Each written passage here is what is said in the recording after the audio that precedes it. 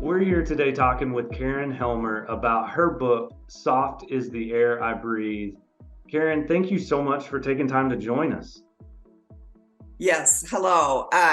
Thank you very much for having me. And this is, you can kind of see the book here. And I'm just very excited to get this finally published. Yeah, so thank you for sharing a picture or a copy of your book so we could see it. Why don't you tell us a little bit about your book and even it's your story as well in the book?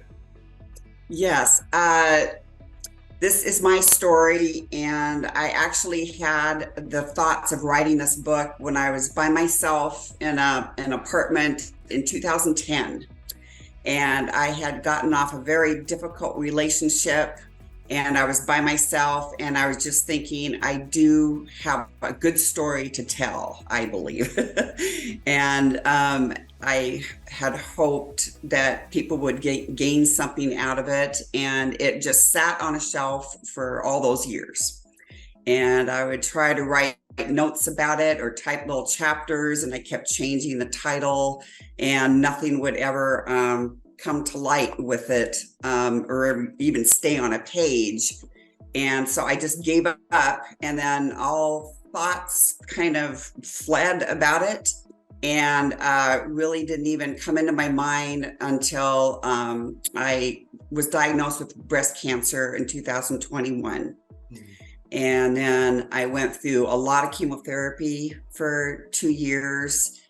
And in on all that, I had a lot of time off from work, a lot of days laying around and just either watching TV or something. And then I won't give away a part of this is in the book, but I won't give away a lot of the aspects of it.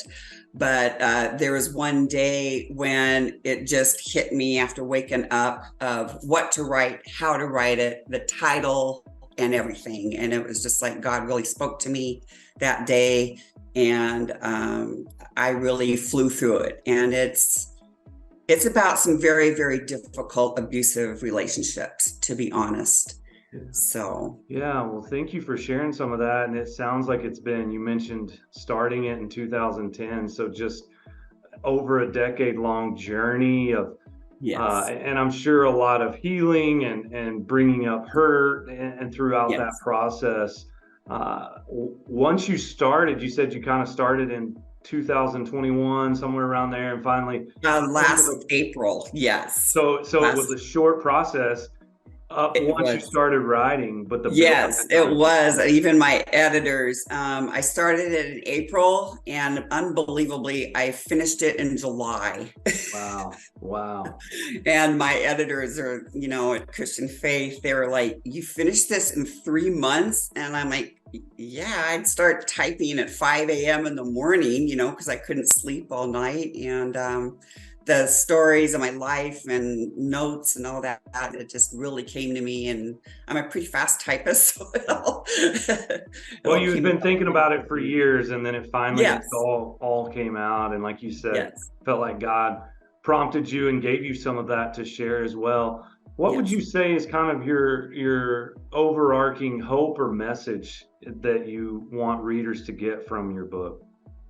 I really want them, and this was writing it, it was a lot of prayer and a lot of there's very difficult parts in the book that I really prayed about sharing. But the final thought was, if it can help some other woman, and this is my, get a little teary-eyed here, if it can help some other woman going through a very difficult relationship and just thinking they're at rock bottom and they don't know how to get out of it and they see no end in sight.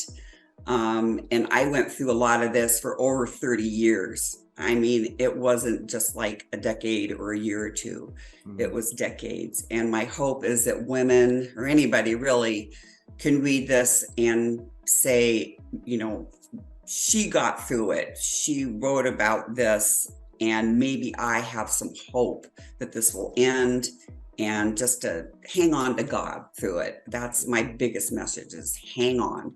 Yeah. Yeah, and to just inspire others to not give up, to continue to have Yeah, hope. not give up. Yes. Well, Karen, thank you so much for sharing your story. Anything else you want to share with us before we end our time together today? Yes. I want to say in the book, I did try to sprinkle it with a little bit of humor in there. So it's not just this big slog, through terrible times. And actually, the way I wrote it was I could only write like one really distressing chapter, and then I had to switch the next day to something humorous. I mean, Mhm. there's things about cats in there and moving and different things. So, and there's some good stuff in the very back of the book also. And I hope people can read it with a sense of um I want them to ask, how is this going to end? And that was my biggest goal. How in the world is she going to get out of this? How is it going to end? And I hope the ending is a little surprising, a little Yeah, exciting in there. And that's my hope for the book when yeah. people read it.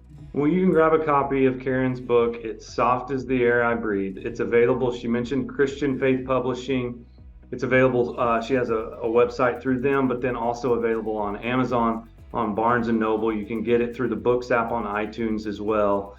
And maybe even in the future, you mentioned it's hopefully coming out as an audiobook in the future as well. So you can Yes, look out for that. that is all set up and in the works, and I will be interviewing or listening to the actors or whoever talks about or reads the book um, in the next few months. And they said it wouldn't be done probably till May or Okay, June. I mean, it's a long process. So, but sure. it will be coming out on audiobook.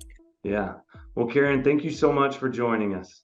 Thank you. Thank you very much. Have a great day. Thanks.